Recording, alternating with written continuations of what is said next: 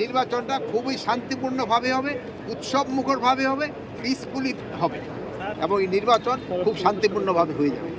Total বাংলাদেশের জন্য 1 লক্ষ সেনাবাহিনী থাকবে,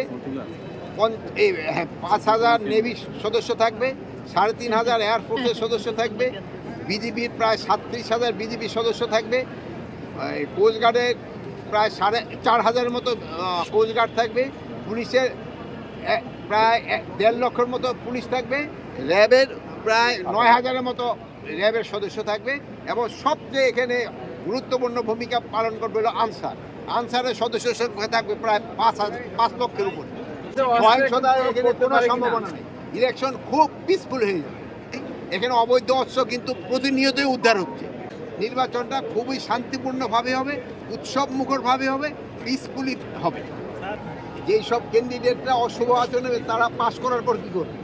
এই জন্য তাকে আপনারাই কিন্তু এইগুলি ফলাও করে দিবেন।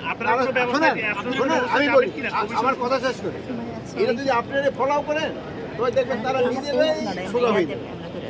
কেউ যদি অশুভ আচরণ করে এটা যদি সমাজে প্রকাশ পেয়ে যায় সেই কিন্তু রেক্টিফাই হয়ে যায়। আর যদি সে বেশি ধরনের কিছু করে সেই যে পাশে ব্যবস্থা আছে এটার ব্যবস্থা। আচ্ছা, মব ভায়োলেন্স নিয়ে পুলিশের ভিতরে একটা ভীতি কাজ করছে। মব ভায়োলেন্স বলতে কোনো কিছু নেই, পুলিশের ভিতরে কোনো কিছু ভীতি কাজ করতেছে না। এখানে কমিশনার আছে, আমাদের ডিআইজি আছে শাহজাহান সাহেব এবং কমিশনার আছে জিল্লু।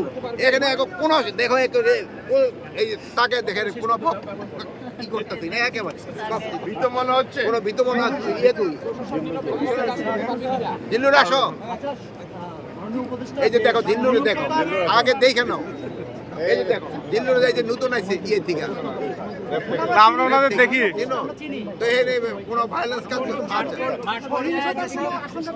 কোনো আশঙ্কা করছি না। আপনার সাথে কথা বলবো, যাও থাকে না।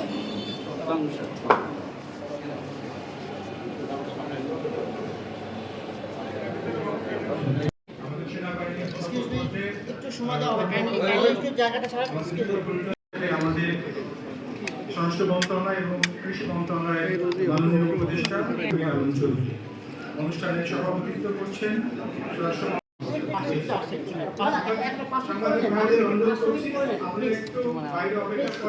সকল পর্যায়ের কর্মকর্তা উপস্থিত রয়েছেন। আমাদের উপজেলা নির্বাহী অফিসার, বর্ডার গার্ড বাংলাদেশের মহাপরিচালক, আনসার ও গ্রাম প্রতিরক্ষা বাহিনীর মহাপরিচালক, র্যাপিড অ্যাকশন